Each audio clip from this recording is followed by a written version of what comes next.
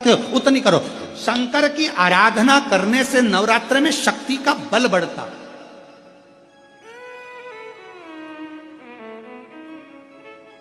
शक्ति का बल क्यों गुरुजी नवरात्र में शंकर जी की आराधना क्यों करना चाहिए? हमने कहा अगर माता रानी से जो मांगना है तुम्हें, अगर तुमने नवरात्र में शिव जी की आराधना करिए, शंकर की कथा सुनिए, शंकर की आराधना करिए, शिव स्तुति करिए, शंकर को एक लोटा जल चढ़ाया, मां आद्य शक्ति तुम्हारे पर कृपा करेगी। क्यों? क्योंकि जिस स्थान पर शिवलिंग रखा होता है और जो हस्त कमल है वो मां पार्वती जगत जननी दुर्गा भवानी है। जब हम जल चढ़ाते हैं मां आद्य शक्ति अम्बा जगदम्बा और जगत जननी नवरात्र में प्रसन्न हो जाती है। वो जल की इतनी महत्वता है। आद्य शक्ति को प्रसन्न करना है, नवरात्र में शिव जी को जल चढ़ा होती है। नवरात्र की जो पंचमी तिथि है, उस पंचमी तिथि के दिन अशोक सुंदरी का जो स्थान होता है उसको समझिएगा थोड़ा सा। जैसे ये शिवलिंग है और ये जलाधारी है भगवान शंकर की। ये शिवलिंग, ये जलाधारी, और जलाधारी में जो जल बहता है उसमें बीच में जो मोटी सी लाइन रहती है वो अशोक सुंदरी होती है। जैसे कई बेटे हैं, बेटियां हैं, कोई व्यक्ति व्यापार चालू कर रहा है, कोई व्यक्ति अपना नया भवन निर्माण कर रहा है, नए भवन में जा रहा है, या कुछ अच्छी दुकान खोलना चाह रहा है, कोई अपने लक्ष्य पर पहुंचना चाहता है और पहुंच नहीं पा रहा। तो जो शारदीय नवरात्रे आते हैं,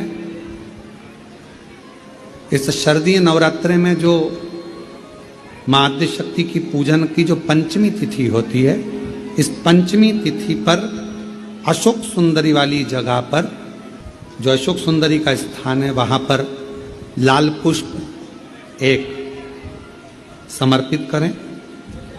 जो जलाधारी है मां पार्वती जगत जननी जगदम्बा अम्बा भवानी मैया दुर्गा का हस्त कमल, इस पर 7 जगह पर कहीं पर भी लाल चंदन की बिंदी 7 स्थान पर कहीं पर भी रख दी, और एक लोटा जल शिव जी को पंचमी के दिन, नवरात्र की शारदीय नवरात्र की पंचमी के दिन कामना करते हुए उत्तर की ओर मुख कर कर, अर्थात यहाँ बैठते हुए शिव जी पर जल चढ़ाना प्रारंभ करें और अपने मन की कामना कहकर बाबा के पास में जो लाल पुष्प समर्पित करा है उस पुष्प को अशोक सुंदरी वाली जगह से वापिस लेकर आ जाए। जिस लक्ष्य को आप पाना चाहते हो, अच्छी पढ़ाई कर रहे हो, खूब अध्ययन कर रहे हो, खूब मेहनत कर रहे हो, खूब पढ़ो, कोई दुकान खोल रहे हो, व्यापार चालू कर रहे हो, कोई नया कार्य चालू कर रहे हो, उस पुष्प को अपने स्पर्श कर कर या उस पुष्प का दर्शन कर कर आप एक बार जाकर देखो, आपको उस मंजिल तक मां आद्य शक्ति दुर्गा भवानी शिव पहुंचा कर शंकर। और एक निवेदन करूं आप लोगों से कि बन सके दुर्गा सप्तशती का पाठ अगर करते हो या दुर्गा सप्तशती को आप पढ़ते हो तो हिंदी का उसमें नीचे लेख आते रहते हैं, बहुत सारे वर्णन आते हैं, उसका भी पढ़ेंगे तो उसमें बहुत सारी बातें आपको बहुत अच्छी अच्छी देवी भागवत में, दुर्गा सप्तशती में, इनमें बहुत सुंदर सुंदर कल्याण का, यदि गीता प्रेस गोरखपुर से जो कल्याण निकलती है उस कल्याण का यदि देवी अंक अगर आप पढ़ेंगे माता दुर्गा भवानी पर, बड़ा सुंदर, उसमें भी बहुत सी चीजें मां आद्य शक्ति की आराधना की, साधना की, पूजन की पद्धति बहुत सुंदर, उसका ध्यान करें। शिव से कुछ, अगर भगवान शंकर की हम आराधना कर रहे हैं, भगवान शंकर से अगर हम कुछ पाना चाह रहे हैं तो भगवान शिव की सबसे पहले उससे साधना करो, शिव को पहले अपना बनाओ।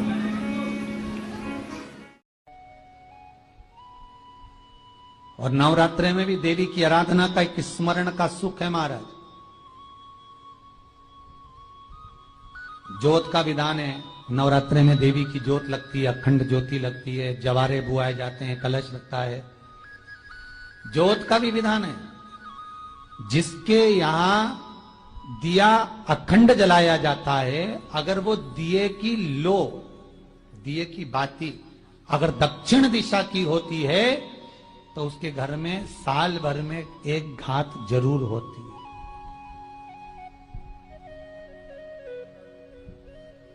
जो दिया अखंड जलता है उसकी बाती का मुख दक्षिण का नहीं होना चाहिए। अगर आपने देवी भागवत का स्मरण करा हो, देवी भागवत को अगर सुना हो, तो देवी भागवत में स्पष्ट किया गया कि पूर्व की ओर मुख करा हुआ दिया, अर्थात पूर्व की ओर ज्योत जो जलाई जाती है वो संपदा की वृद्धि करती है। पश्चिम की ओर मुख कर कर जो ज्योत लगाई जाती है महाराज वो वैभव को देती है, और उत्तर की ओर जो मुख कर कर ज्योत जलाई जाती है, उत्तर की ओर जो ज्योत का मुख रहता है वो आयु की वृद्धि करती है, घर में अकाल मौत को रोकती है।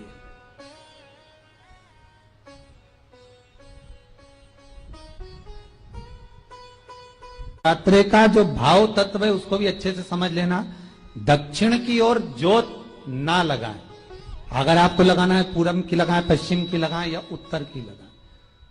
और जितने दिन महारानी जगदम्बा जगतधात्री दुर्गा भवानी, अब की बार माताजी घोड़े पर आई है। हर बार देवी बदल बदल के आती है, इस बार जो नवरात्रे आए वो घोड़े के आए।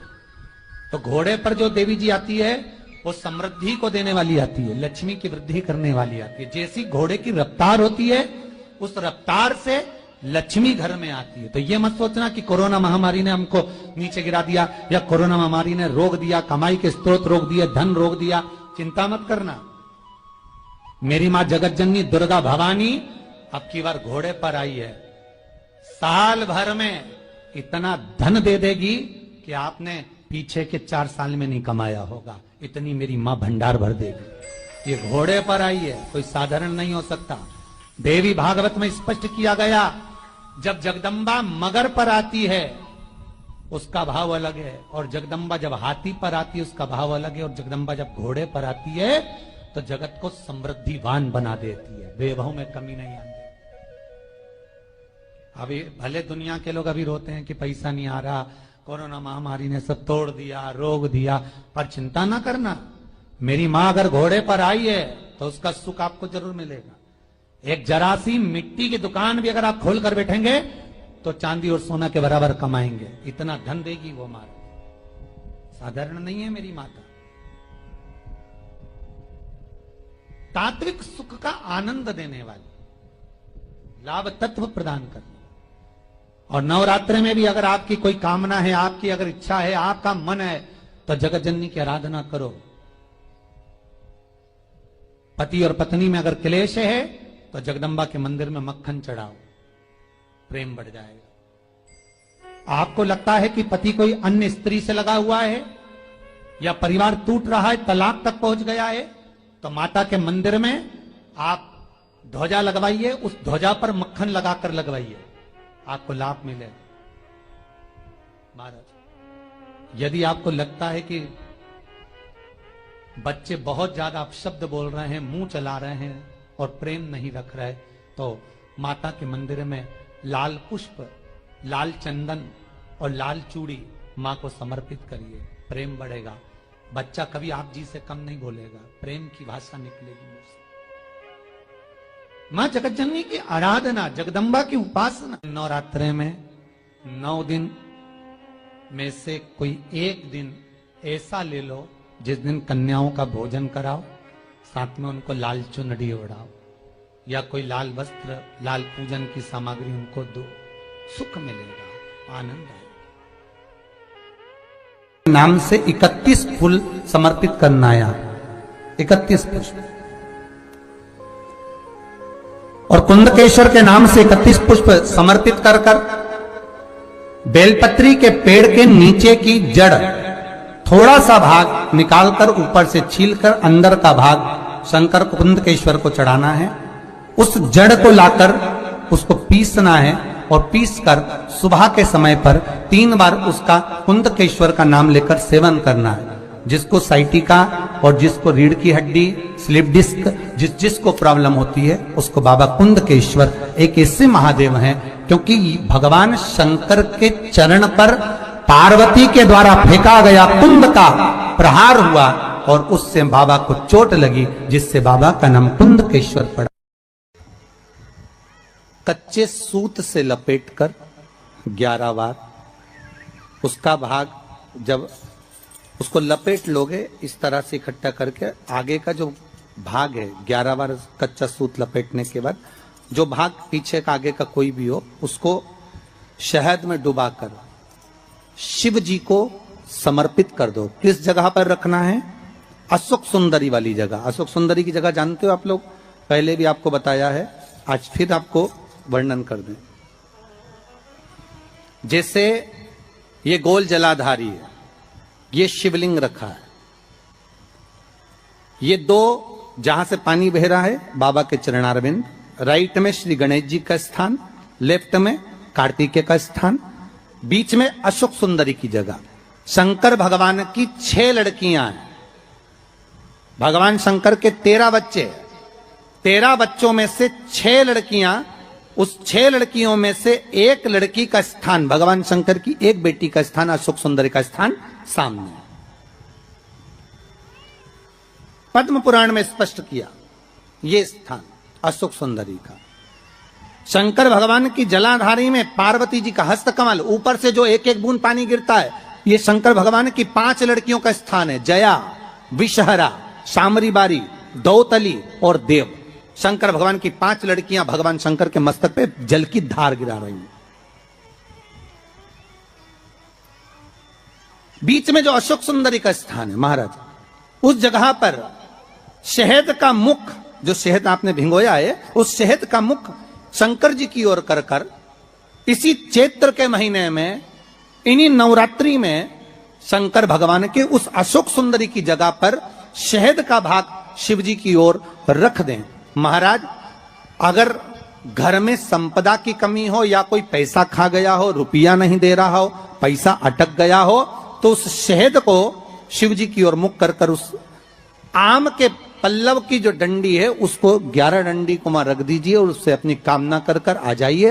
हो सके उस शहद में से थोड़ा सा शहद किसी रुमाल पर, किसी कपड़े में लगाकर उसको रख लीजिए। जिस व्यक्ति से पैसे लेना है, जिस व्यक्ति से पैसे मांग रहे हो, उससे एक बार जाकर मिल लीजिए, एक बार उसको खबर कर दीजिए।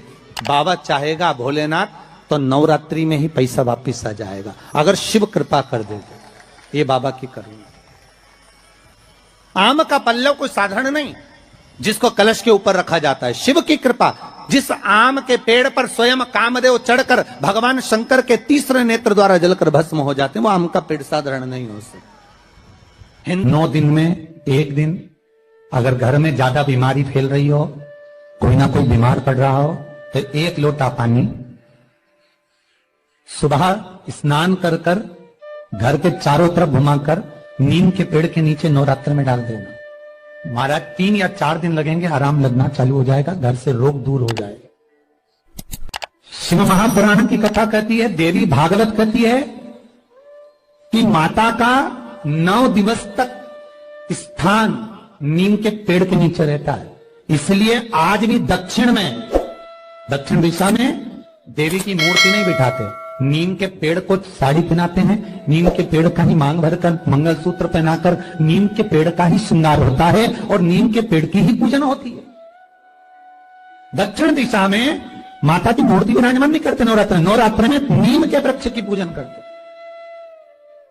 क्योंकि देवी भागवत में स्पष्ट कहा गया, नवरात्रि तक मां जगत जननी जगदम्बा 64 योगिनियों के साथ में नीम में विराजमान हो जाती।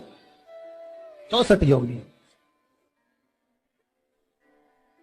घर के अंदर बैठकर आप 27 मनके की माला जप रहे हो, घर के अंदर बैठकर 30 मनके की माला जप रहे हो, घर के अंदर बैठकर 108 मनके की माला जप रहे हो। आप जितने भी मनके की माला घर के अंदर बैठ रहे हो और जप रहे हो, उसका पुण्य आपको प्राप्त होगा, मना नहीं है, मिलेगा। पर रुपये में से 54, रुपये में से कितना मिल रहा है? 54, 25%। वही माला आप किसी मंदिर में, देवालय में, तीर्थ में जप रहे हो, उसका पुण्य मिलेगा केवल आधा, 50%, मात्र 50।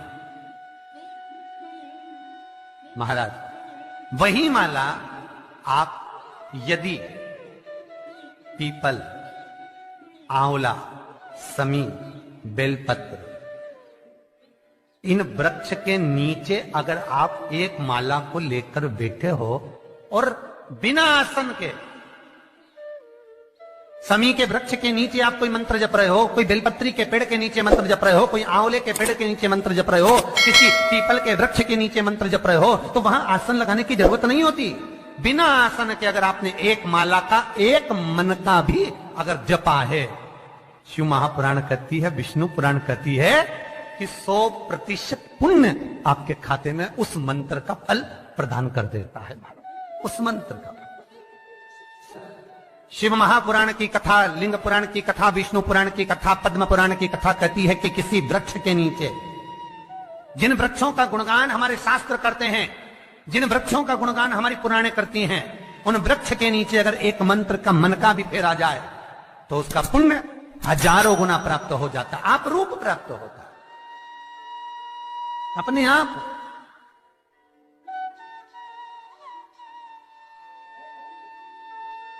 आप जिस पुण्य को करना चाहो, मेरा बहुत निवेदन है महाराज, बहुत प्रयास करा करो, प्रयास करना। अगर हाथ के मनके की माला भी नहीं हो और किसी पीपल के पेड़ के नीचे 15 मिनट बैठने का मौका मिल गया, आंवले के वृक्ष के नीचे 5 मिनट बैठने का मौका मिल गया, किसी आंवले के वृक्ष के नीचे आप 5 मिनट बैठे हो, ओम नमो नारायण का मंत्र का स्मरण कर लो, ओम नमो भगवते वासुदेवाय का जाप कर लो, बस उसका फल 100 गुना, हजारों गुना प्राप्त हो जाता है। शमी के पेड़ के नीचे बैठे हो, श्री शिवाय नमस्तुभ्यम का जाप करिए,